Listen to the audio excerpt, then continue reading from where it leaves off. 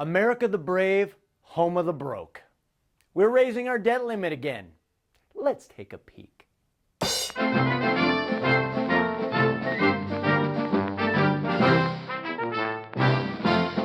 All aboard! Welcome everybody, thank you for joining. There's a lot going on I want to talk about. I suggest we kick it off with a little bit of rapid fire news. U.S. press freedom plummets to 46th, placing it behind former Soviet states. Huge California thermal plant opens as solar industry grows. Toxic kitty litter parasite found in Arctic whales. Walmart linked to higher crime rates. Monsanto GMOs are found good for you. I'm just kidding. They continue to devastate many things, including the butterfly population. Ninth U.S. Circuit Court of Appeals says California was wrong to require applicants to show good cause for wanting a concealed weapons permit. Our new head of Senate Energy Committee favors building the Keystone XL pipeline. She's also into protecting tax breaks or incentives for oil drilling. Oh yeah, and placing limits on the power of federal agencies to regulate mercury and carbon dioxide limits of coal-fired power plants. Rand Paul files a class action suit against the NSA. Top Pentagon leader ordered the destruction of the Bin Laden death photos. Initial DNA analysis of Paracas elongated skull released. And I quote, "We are dealing with a new human-like creature." This has been Rapid Fire News.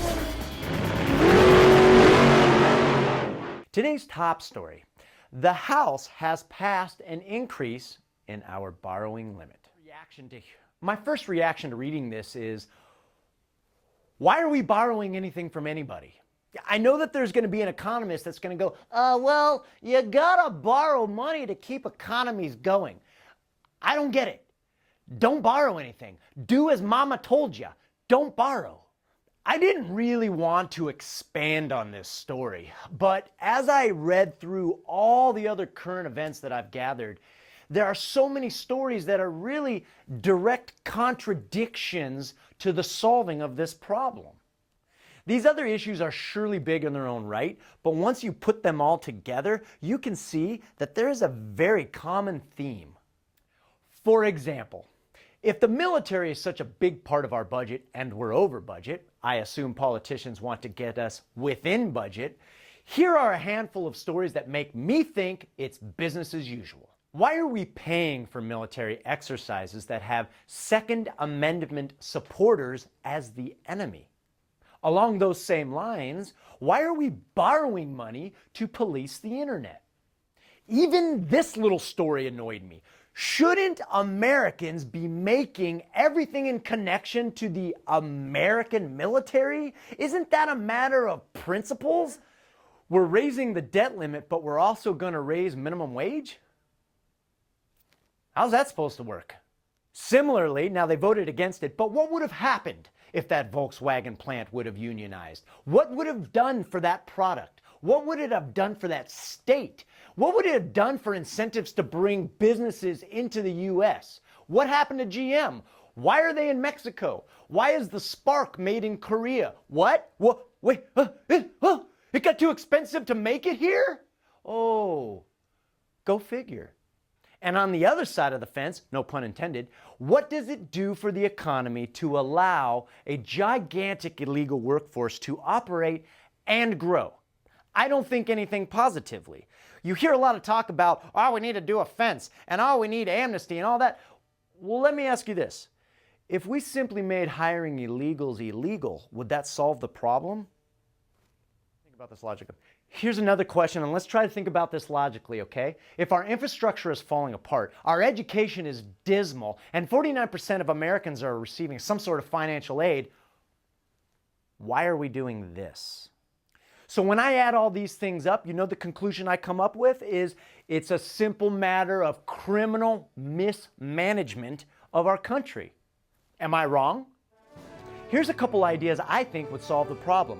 We need to vote in people that have a proven track record of the ideals that are important to us, not just good public speaking skills. Here's another idea, and I don't know how it got to this point, but we've got to make lobbying illegal. How in the world did it ever come to fruition that people can come in and persuade politicians to make laws in their favor? They give campaign contributions and they give them lavish trips and they're good buddies and they're chums. Lobbying should be for information bases only.